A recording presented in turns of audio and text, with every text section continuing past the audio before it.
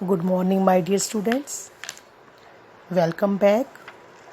Today, I will send you one more topic that is in your grammar topic औपचारिक पत्र.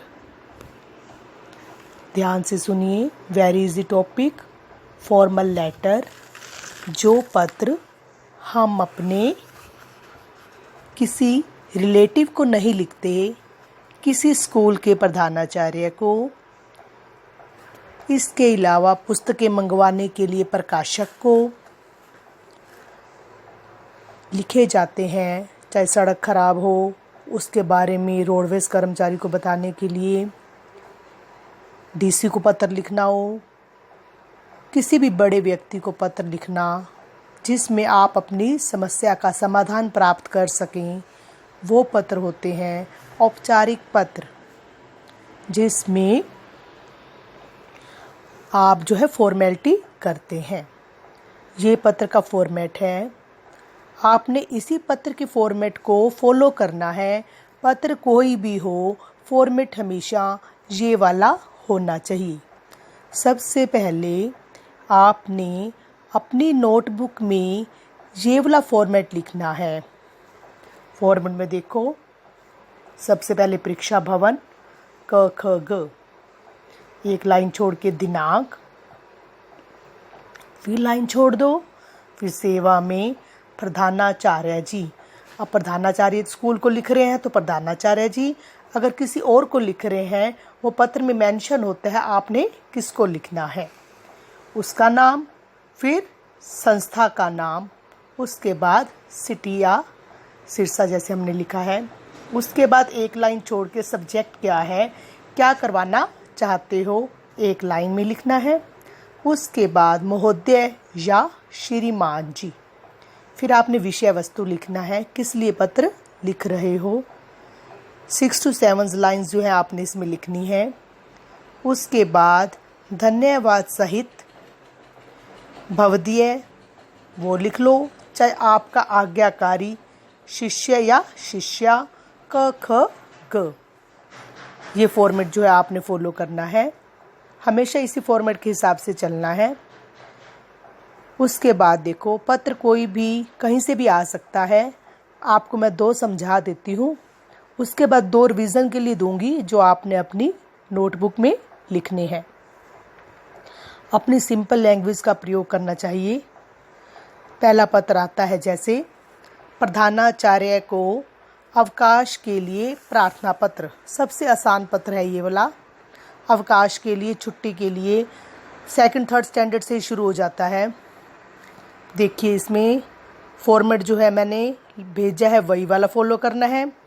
महोदय या श्रीमान जी के बाद सविनय निवेदन है कि मेरी बड़ी बहन का विवाह 15 जुलाई को होना निश्चित हुआ है. विवाह के कार्यों में व्यस्त रहने के कारण मैं 13 जुलाई से 16 जुलाई तक विद्यालय नहीं आ सकूँगा या सकूँगी. कृपया मुझे 4 दिन का अवकाश प्रदान करने का कष्ट करें. धन्यवाद. आपका आज्ञाकारी शिष्य या आपकी आज्ञाकारी शिष्या. लड़की हो तो या लगा देना, लड़का हो तो शिष्य.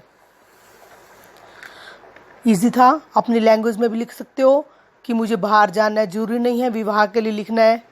बीमार जो है, कुछ भी हो सकता है. माता जी बीमार हैं, उनके लिए घर में अवकाश लेना है. कहीं घूमने जा रहे हो उसके लिए अवकाश लेना है. कुछ भी हो सकता है. आपको बुखार है, उसके लिए अवकाश लेना है. कोई भी प्रॉब्लम हो सकती है. अगला आता है, प्रधानाचार्य को विलंब शुल्क माफ़ करने के लिए पत्र. विलंब शुल्क क्या होता है? जुर्माना, माफ़ी. सिंपल लैंग्वेज में विलंब मतलब जुर्माना. इसमें वही फॉर्मेट यूज़ करना है. उसके बाद जो है आपने अपनी लैंग्वेज में भी लिख सकते हो, आसान सा, क्यों जुर्माना लगाया है, लेकिन जो है बुक में दिया हुआ है वो देखो. सविनय निवेदन है कि मेरे पिताजी को गत 6 माह से वेतन नहीं मिला था. वे जिस कंपनी में नौकरी करते हैं उसमें हड़ताल चल रही थी, इसीलिए मैं विद्यालय का मासिक शुल्क जमा नहीं करा सका था। अब पिताजी को वेतन मिला है तो मैं शुल्क जमा करा रहा हूँ। इसमें विलंब शुल्क के 500 रुपये और जोड़ दिए गए हैं, मतलब जुर्माना 500 रुपीज़। फीस लेट भरी उसने तो भरनी थी, भरी नहीं थी सही टाइम पे, तो 500 रुपये जुर्माने के और जोड़ दिए गए हैं। मैंने क्लास टीचर को, कक्षा अध्यापक श्री अनूप अग्निहोत्री जी को शुल्क न जमा करा सकने के विषय में बता दिया था, मतलब रीज़न बता दिया था। कृपया करके विलंब शुल्क माफ़ करने का कष्ट करें। मैं आपका आभारी रहूँगा। धन्यवाद। आपका आज्ञाकारी शिष्य।